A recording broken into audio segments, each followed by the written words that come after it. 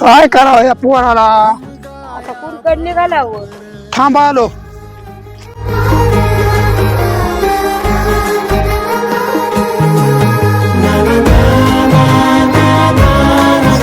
बस बाळा इथं.